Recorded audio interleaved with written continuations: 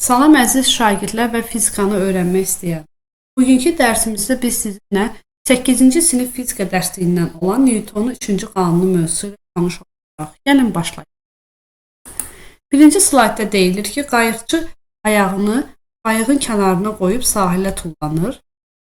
O sahilə düşdükdən sonra qayığın əks istiqamətdə hərəkət etdiyini və sahildən uzaqlaşdığını müşahidə edir. Qayıq əks istiqamətdə hərəkət etməsinə hansı təsir səbəb olur? Həmin təsir hansı istiqamətə doğru?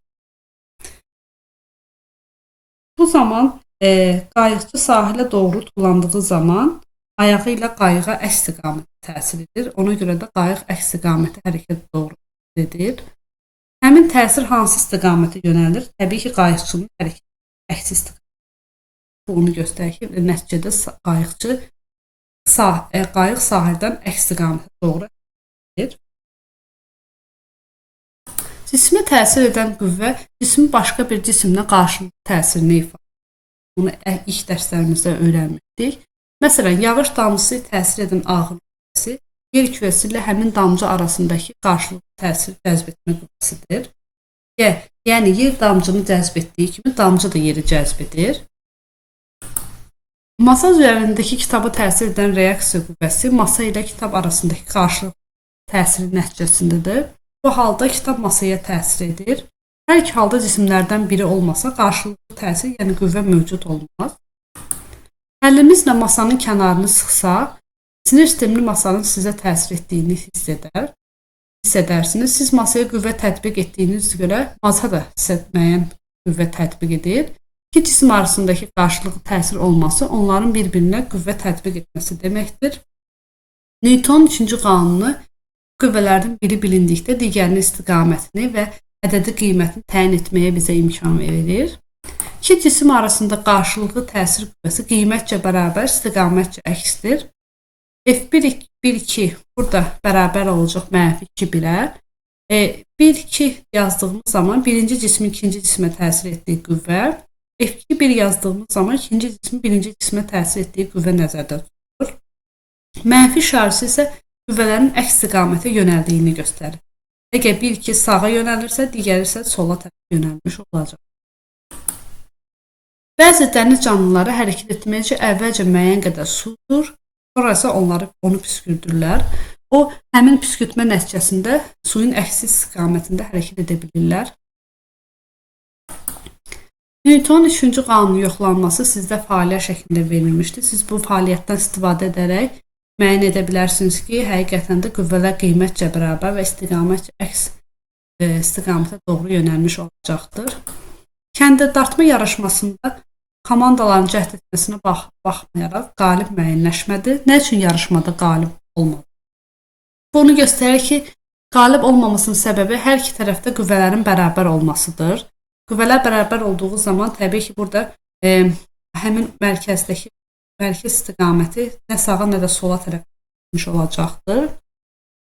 Komandaların kəndinin uclarına tətbiq etdikləri qüvvələrin istiqamətləri, modulları haqqında nə demək olar?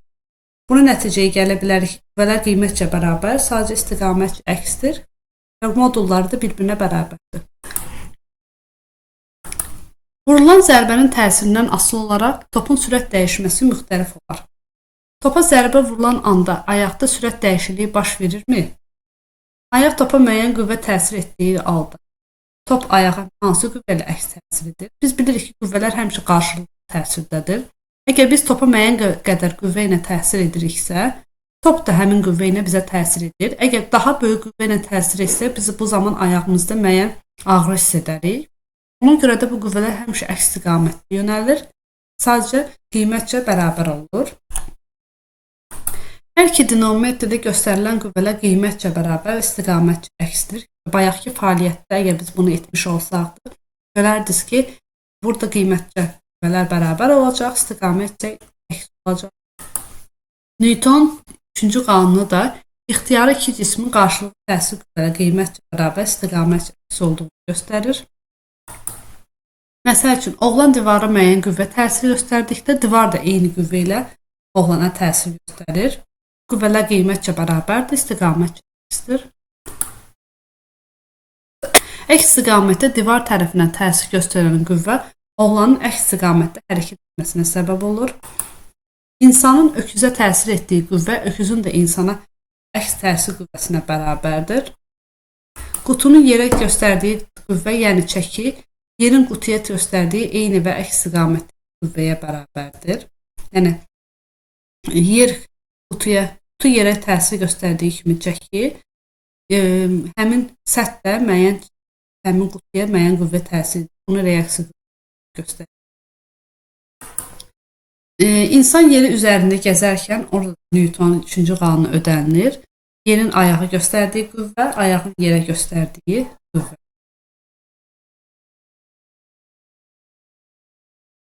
Bilirik ki, qarlı yolda hərəkət etmək çətindir. Buna səbəb insanın yeri göstərdiyi qüvvə, yerin insana göstərdiyi sürtünmə qüvvəsi bir-birinə bərabər deyil. Bunu daha geniş formada gələcək dərslərimizdə öyrənəcəyik. Həmçinin üzgünün rahat üzməsinə səbəb onun suyu qüvvə ilə arxaya itələməsi və suyun da öz növbəsində üzgününü eyni qüvvə ilə önə doğru itələməsidir. Məsəl üçün, bu nümunələrə görə bilərsiniz. Güllənin göstərdiyi qüvvə, silahın göstərdiyi qüvvə. Həmçinin burada da şar üfürdüyümüz zaman, onu havaya buraxan zaman, bu zaman burada da Newtonun 3-cü qanunu ödənilir. Hava və şar arasında. Həmçinin bu şəkildə də siz görə bilərsiniz. Yanacağın göstərdiyi qüvvə və hərikin göstərdiyi itələmə qüvvəsi. Qadın suyu kürəklərlə əks istiqamətə doğru itələyir. Su da öz növbəsində eyni və əks istiqamətli qüvvə ilə qayığı itələyir və nəticədə qayıq önə doğru hərəkət edir. İnsan qayıqdan addımlayarkən bu zaman insan qayığa müəyyən qüvvə təsir göstərir, qayıq da insana müəyyən qüvvə ilə təsir göstərir və qüvvələr bərabər olur. Faytonun hərəkət etməsi üçün at önə eyilir və ayaqlarını yerə basır. At ön istiqamətə göstərilən reaksiya qüvvəsi təkərlərin geriyə yönələn sürtünmə qüvvəsindən böyük olduğundan fayton hərəkət edir. Nağıl qəhrəmanı Minhazün yalan danışmağa sevirdi. Bir dəfə saçından dartaraq özünü bataqlıqdan çıxartdığını iddia etdi. Minhazün saçından dartaraq özünü yuxarı qaldıra bilərdimi? Yəni biz bilirik ki, Newtonun 3-cü qanunu görə ki, cismə təsir edən qüvvələr qiymətcə bərabər, istiqamətcə əksdir. Bu onu göstərir ki, əgər saç insana hansı qüvvə ilə təsir edirsə, insan da saça həmin qədər qüvvə ilə təsir göstərir.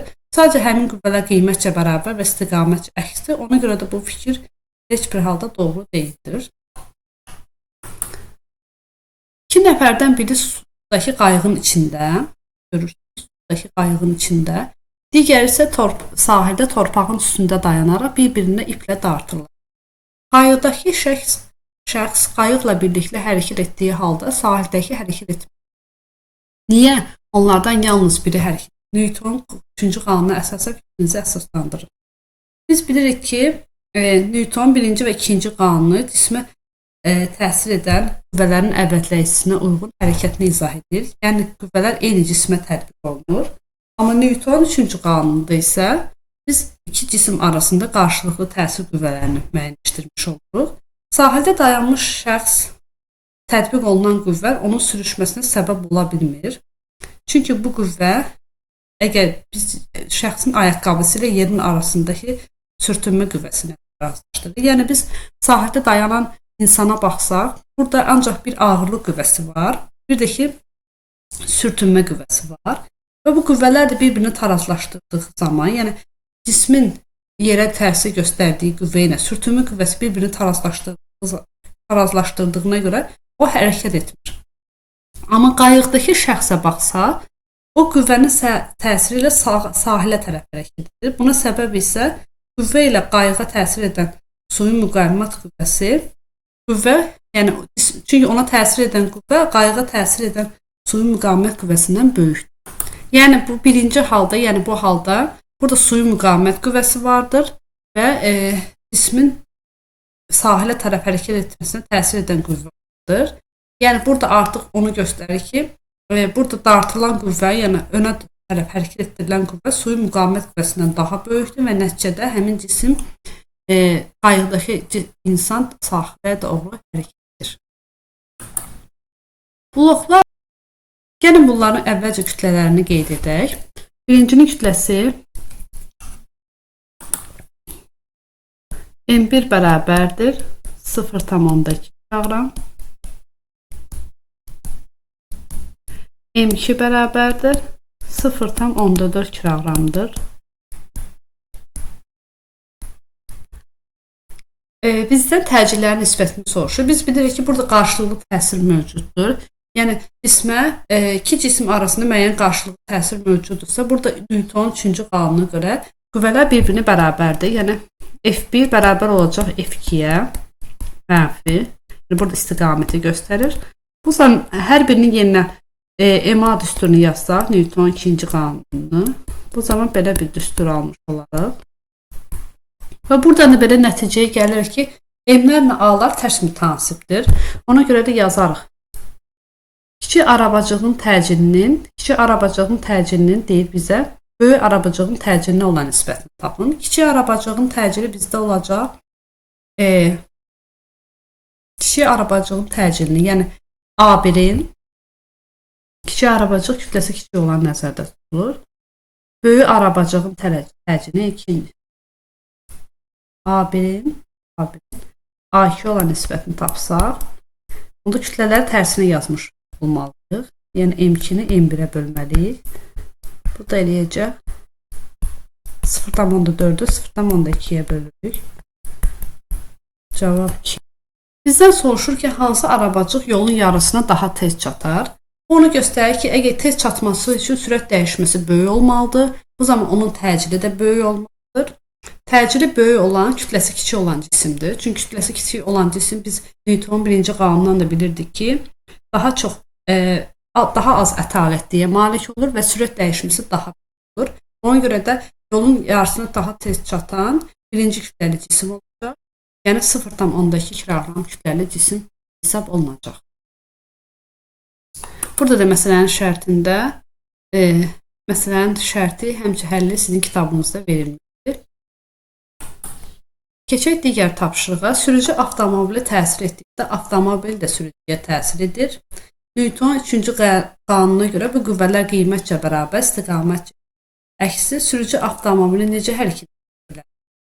Əgər bizdə göstəririksə, qüvvələr qiymətcə bərabər istiqamətcə əksdir, bu zaman əvəzləyici qüvvə sıfıra bərabər olmalıdır. Yəni, biz də keçmişik Newtonun 1-ci qanununa görə. Əgər cismə təsir edən qüvvələrin əvəzləyicisi sıfıra bərabərdirsə, cisim sükunətlidirsə sükunətdə qalacaq. Əgər cisim düz xətlə bərabər sürətlə hərəkət edirsə, hərəkətini davam edir. İkinci sualda deyilir ki, qarşılıqlı təsirdə olan iki cisimdən birinə təsir edən qüvvə 5 Newtona bərabər olub sola yönəlib, digər qüvvənin qiymətini və istiqamətini təyin edir. Qarşılıqlı təsir deyiriksə, bu zaman Newtonun 3-cü qanunu düşünməliyik. Sola tərəf 5 Newton qüvvədir. Newtonun 3-cü qanununa görə cismə təsir edən qüvvələr qiymətcə bərabər istiqamətcə əksdir. Bu zaman sola tərəf yox, sağa tərəf götürməliyik. Buna da 5 Newton götürməliyik. Təbii ki, burada istiqamətdən əlavə ölçünü də nəzərə almalıyıq. Düzdür, mən ölçünü tam formada dəqiq çəkə bilmərəm, amma siz nəzərə alın ki, buradakı qüvvələr də bərabərdir. Yəni, buradakı məsafə ilə buradakı məsafə bərabər. Çünki biz demişdik, qüvvənin qiyməti vektorun uzunluğu ilə təyin olunur. Yəni, biz digər qüvvəni çəksək, onu sağa tərəf və qiyməti də 5 Newtona bərabər olacaq. Çünki Newtonun 3-cü qanununa görə cismə təsir edən qüvvələr qiymətcə bərabər və istiqamətcə əksdirlər. Ştativdən asılan kürəyə hansı qüvvələr təsir edir? Ştativdən asılmış kürəyə hansı qüvvələr təsir edir? Kürə hansı cisimlərə təsir göstərir? Qüvvə diaqramı çəkərək cavabınızı izah edin. Təbii ki, bu kürəyə müəyyən ağırlıq qüvvəsi təsir göstərəcək. Ağırlıq qüvvəsi cismin mərkəzindən aşağıya doğru yönələcək. Həmçinin yuxarıya doğru ayaq askıya görə həm gərilmə qüvvəsi, həm çəkimi göstərə bilərik. Və bu diaqramını çəksək, qüvvə diaqramını çəksək, bu şəkildə göstərərik. və kürə hansı cisimlərə təsir göstərir? Kürə təbii ki, yuxarıdakı ştativə doğru müəyyən təsir göstərir. Digər məsələdə deyilir ki, kütləsi 100 qram olan alma tərəfindən yer kürəsinə təsir edən cazibə qüvvəsinin istiqamətini və qiymətini təyin edir. Biz bilirik ki, cisim yer tərəfindən müəyyən qüvvə ilə cəzb olunur. Həmçinin yer də cisim tərəfindən müəyyən qüvvə ilə təsir olunur. Əgər biz yer müəyyən qüvvə ilə təsir göstərən zaman cisim də yerə müəyyən qüvvə ilə təsir göstərəcək. Və bizdən soruşur yer kürəsinin təsir edən cazibə qüvvəsinin qiymətini və istiqamətini. Cazibə qüvvəsi biz bilirik ki, F bərabər mj düsturuna hesablanır. Yəni biz burada m-in yerinə 0,1 kiloqram qoyacaq. Çünki biz bilirik ki, əsas vahid kiloqramdır. Sonra j 10 yazacaq və hesablasaq cavab 1 newton alacaq. Və yer kürəsinə təsir edən cazibə qüvvəsinin istiqamətini. Yer kürəsinə təsir edən cazibə qüvvəsinin istiqaməti yuxarıya tərəf yönələcəkdir. Digər tapşırığa baxaq.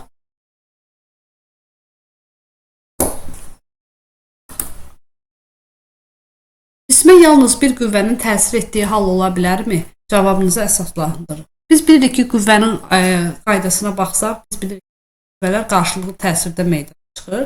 Yəni, qarşılıqlı təsiri xarakterizə edən fiziki kəmiyyətdir və buna görə də qarşılıqlı təsir də dedikdə biz iki cisim nəzərdə tuturuq. İki cisim arasındakı qarşılıqlı təsir nəticəsində qüvvə meydana gəlirsə, biz onda deyə bilərik ki, bir qüvvənin təsir etdiyi hal mümkün deyil. Qaçış yarışlarında idmançılar hərəkətə başlamaq üçün şəkildəki göstərilmiş qurğudan istifadə edirlər. Bu qurğunun idmançıya nə köməyi olduğunu izah edin. Burada Newtonun 3-cü qanunu ödənilir. Əgər idmançı həmin qurğuya hansı qüvvə ilə təkan göstərirsə, həmin qurğu da idmançıya daha böyük qüvvə ilə təsir göstərəcək. Yəni onun qüvvəsi ilə, yəni idmançının göstərdiyi qüvvə ilə qurğunun qüvvəsi bir-birini bərabər olacaq və nəticədə idmançı daha uzaq bir məsafəyə qaça biləcək. Newtonun 3-cü qanununa əsasən aşağıdakı halları izah edir. Elektrik yükü olan iki zərrəcik ipdən asılıb, uşaqlar batut kullanırlar. Avtomobil divara dəydikdə həm divar, həm də maşın əzilir. Elektrik yükü arasında biz bilirik ki, əgər bir-birindən uzaqlaşıbsa, bu onu göstərir ki, bunlar eyni şarlı yüklərdir və birincinin göstərdiyi nə qədər qüvvə göstərirsə, ikinci də həmin qədər qüvvə göstərir və nəticədə ikisi də eyni bərabər məsafədə bir-birindən uzaqlaşıblar. Uşaqlar batutda tullanan zaman, uşaq batuta hansı qüvvə ilə təsir göstərirsə, batut da həmin qüvvə ilə təsir göstərir və nəticədə uşaqlar yuxarıya doğru tullana bilirlər. Avtomobil divara dəydikdə, avtomobil divara hansı qüvvə ilə təsir göstərirsə, divar da avtomobilə həmin qüvvə ilə təsir göstərir və nəticədə qüvvələr qiymətcə bərabər və istiqamətcə əksdirlər. Və bu zaman bu hadisədən sonra həm divar, həm də maşın əzilir. Deməli, biz bu dərsimizdə sizinlə Newtonun 3-cü qanunu mövzusu ilə tanış olduq. Öyrəndik ki, Newtonun 3-cü qanunu qarşılıqlı təsirdə olan iki cisim arasında yaranır. Bu cisimə təsir edən qüvvələr qiymətcə bərabər və istiqamətcə əksdirlər. Və həmçinin bu mövzuya aid bəzi tapşırıqlara baxdıq. Dərsimiz bu qədər. Gələn dərslərə qədər sağ olun.